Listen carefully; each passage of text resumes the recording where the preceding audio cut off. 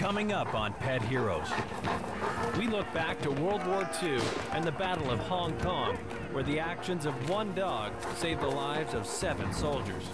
And a group of Canadian soldiers stationed in Afghanistan go beyond the call of duty to rescue a starving puppy.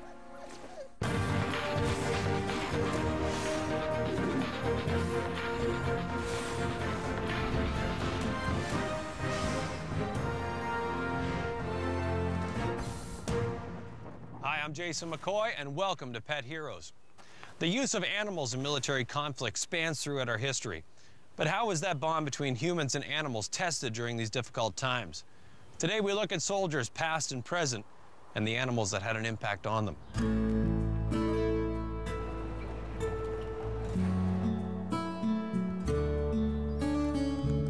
Robin Walker lives in St. Thomas, Ontario, and is the author of Sergeant Gander, a Canadian hero. The story of Gander came to me as a result of another writing project that I was doing for a magazine. And as a result of the research for that article, Gander was a hero. He needed recognition, and the fact that he hadn't received recognition, I think, was a mistake that needed to be rectified. Gander was originally named Pal, and his story begins around 1940. The Royal Rifles, a Canadian Army regiment, sets up station at Gander Airport in the Dominion of Newfoundland. The airport is quickly renamed Royal Canadian Air Force Station Gander, and is soon a hub of activity, sending new pilots and aircraft to the war effort abroad. He was born probably sometime in 1939. He was a pup, family pet, and the important thing to remember all through this is he was never a service dog. He was always a pet, no matter who he belonged to.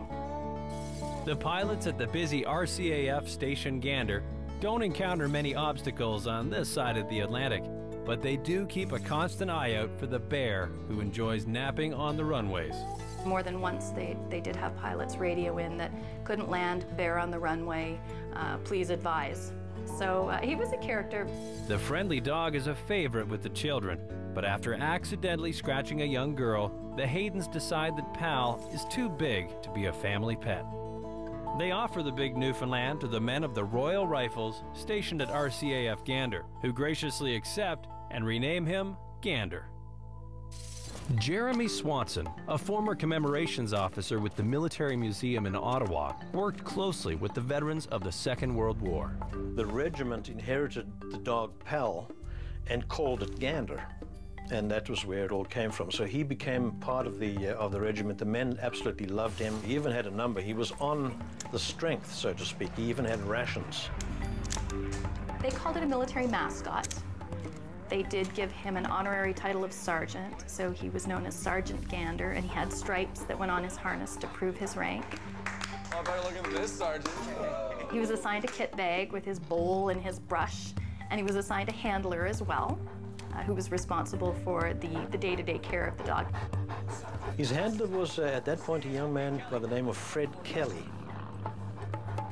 He and the dog were inseparable. He used to jump into the shower with them, he used to drink beer, and used to travel with them everywhere, and he became the mascot. They built him a doghouse outside, and he put up such a fuss, howling and carrying on, that the soldiers just said, forget it. Fred Kelly brought him inside the barracks, and he slept right next to Fred during the night. In the fall of 1941, British forces, stretched beyond their capabilities in defense of their homeland, request assistance from Canada. In October of 1941, the Royal Rifles and the Winnipeg Grenadiers are sent to Hong Kong to strengthen the garrison against an attack by the Japanese. The men were adamant that they weren't going to leave Gander behind. So when they got their orders to ship out, there was literally no discussion. The dog is coming with us. The Royal Rifles journey across the country by train. Arriving in Vancouver, the regiment attempts to lead Gander on board the Prince Robert, the ship that will take them across the Pacific to Hong Kong. But the captain quickly turns the bear away. They put up quite a fuss, convinced the captain that this was just not a bear, just a very large dog. Gander was allowed to board, and he made the journey across the Pacific to Hong Kong with the Canadian soldiers. The Royal Rifles, with their mascot Gander in tow, land in the British colony of Hong Kong, on November 16, 1941. They had very little training, but they were all completely fitted out, and they helped the Hong Kong garrison's morale tremendously because they saw these young, fit men turning up with their dog in the front. I think that they drew a connection to home, to things from home. I think they recognized in him their own pets, perhaps, and they recognized somebody who was loyal and devoted and dedicated to them. And there was definitely a connection between the dog and the men as to normality. Kelly McMillan is a clinical counselor who works closely alongside military personnel to assist soldiers who have experienced trauma. A dog particularly is an instant source of calm and soothing and nurturing. A lot of people who've been deployed get into a constant state of hyperarousal, so they're constantly on alert and they don't know how to come down again. And the pet, by holding the pet and putting your hand on its chest and just monitoring its breathing and trying to mirror your breathing with the pet, is a way of teaching people how to start calming down. And so it's really effective in teaching people how to not only monitor their emotions, but to get control back of their emotions. The young men enjoy 3 weeks of quiet patrols. Then on December 8th, all hell breaks loose. With a massive surge, Japan sends troops across into the territories of the mainland. Indian and British troops are pushed back rapidly, and within days, their backs are against the sea of the Kowloon mainland coast. By December 13th, all of the mainland troops have pulled back to Hong Kong Island itself. Now, Gander was already on the island. He was with C Company of the Royal Rifles. The Royal Rifles were charged with protecting a certain section of the island called the Limoon Gap, which is one of the smallest gaps between the island and the mainland. I mean, there were literally thousands and thousands of Japanese crossing that channel of water. And C Company, where Gander was located, felt the full brunt of that invasion force. Well, Gander immediately, he understood at this point that the Japanese were the enemy. Outnumbered and outgunned, the brave men of the Royal Rifle C Company are quickly losing ground on the last piece of land they have to defend. After the break, the Royal Rifles continue losing ground until one of them is forced to make the ultimate sacrifice. Braving the invasion of the island of Hong Kong by the Japanese ground forces, the Canadian Army's Royal Rifles struggle to hold their tenuous position at Limoon Gap, a 400-meter water channel that separated the island from the mainland. And it was a hellish several days because the bombardment almost never stopped. At that point, the overwhelming numerical superiority of the Japanese is coming into play, and the Canadians are being forced back off the beaches, and they're pulling back into the hills of Hong Kong. And C Company, where Gander was located, felt the full brunt of that invasion force. Reports tell of Gander rushing the Japanese and biting their ankles, and even a story of 2 Japanese soldiers with bayonets running away from the dog with Gander after them, biting, snapping at their heels. Eyewitness accounts recall being shocked that the Japanese didn't simply shoot him. But he was large, he's big, he's rearing up on his hind feet, he's got a big set of teeth. It was probably a very frightening sight. I have no doubt that the guys had not just an intense bond, but a really incomparable respect for Gander because, again, he was a hero. I mean, he fought on his own and went where the guys were unable to go or unwilling to go. Gander continues to attack Japanese troops when they venture too close to his wounded comrades. The Royal Rifles recall the enemy running away from Gander, shouting, "Black Devil" in Japanese. Later, during interrogation in prisoner of war camps, the Japanese would ask the Canadians about the Black Devil.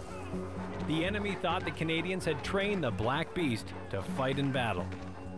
Wendy McClellan, a doctor of veterinary medicine, offers her unique perspective on animal behavior. Newfoundland dogs are known for their acts of heroism, they're physically strong, they have a really sweet nature, and they have quite a lot of guardian instincts. When Gander recognized the threat, he went into protection mode. He positioned himself between the Japanese and the soldiers he was bonded to. This situation can be compared to a pack in that the whole pack protects each other. It's very much a situation of you watch my back, I'll watch yours. The battle rages on, but C Company of the Royal Rifles continue to be pushed back from Limoon Gap by the invading Japanese forces. And it was very typical for the Japanese to lob grenades up into the mountains, up into the hills, and the Canadians, if they were fast enough, would run out, grab a grenade, throw it back down at the Japanese. So this sort of game of catch was going back and forth. Gander and C Company of the Royal Rifles continue to counterattack the Japanese forces throughout the night of December 18th.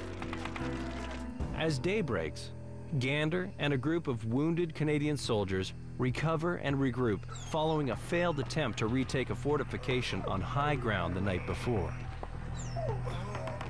Suddenly, a grenade lands in front of the wounded men. They can't get away. They're looking at this thing and, a grenade. And the soldiers know they can do nothing to get away from it. What they saw out of nowhere came a black blur, which was Gander. He came charging out, gathered the grenade in his mouth, and took off with it.